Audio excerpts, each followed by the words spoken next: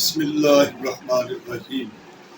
اللہ آپ لوگوں کو سب کو سلامت و آباد رکھے۔ پیر ذوالفقار صاحب نقشبندی دامت برکاتہ عالیہ نے ایک بڑا خوبصورت واقعہ اپنے خطبات میں لکھا ہے کہ سندھ کی طرف ایک ہندو بچی کا تعلق ایک مسلمان بچی کے ساتھ تھا اسکول کی نسبت سے۔ وہ ہندو بچی مسلمان بچی کے گھر میں آ جاتی، مسلمان بچی کے ساتھ اس نے قرآن پڑھنا شروع کر دی۔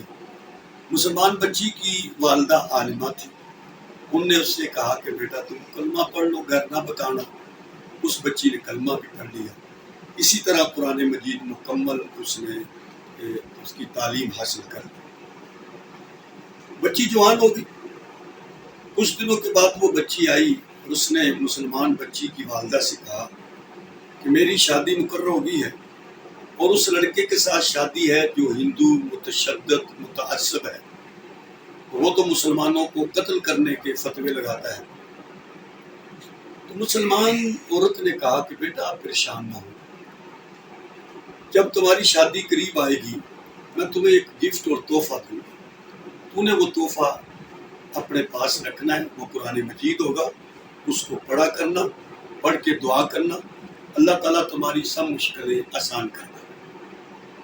مسلمان عورت نے ایک ڈیکوریشن پیس بنا کر اس کے اندر قرآن مجید رکھ کر بڑا خوبصورت انداز میں وہ پیس بنایا اور وہ ہندو لڑکی کو تحفے میں دے دی۔ شادی ہو گئی۔ خامن کسی دفتر میں ملازم تھا، وہ دفتر چلے جاتا، یہ بچی قرآن پڑھتی۔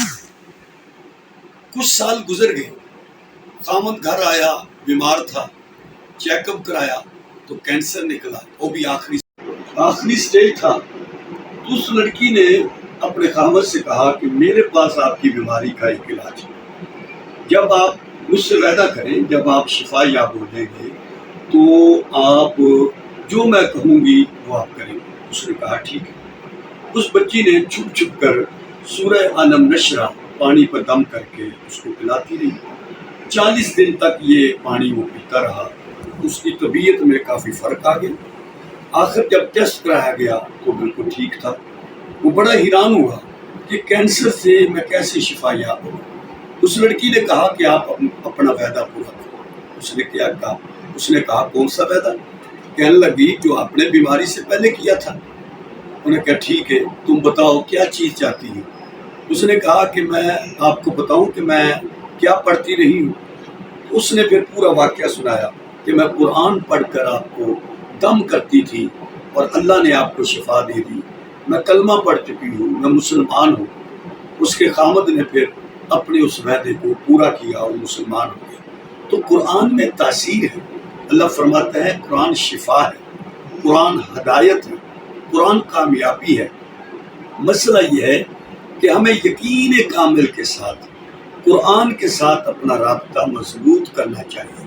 جب یقین کامل کے ساتھ رابطہ مضبوط ہوگا تو اللہ پاک ساری مشکلات اور پریشانیوں کو خود بخود دور کر دے گا۔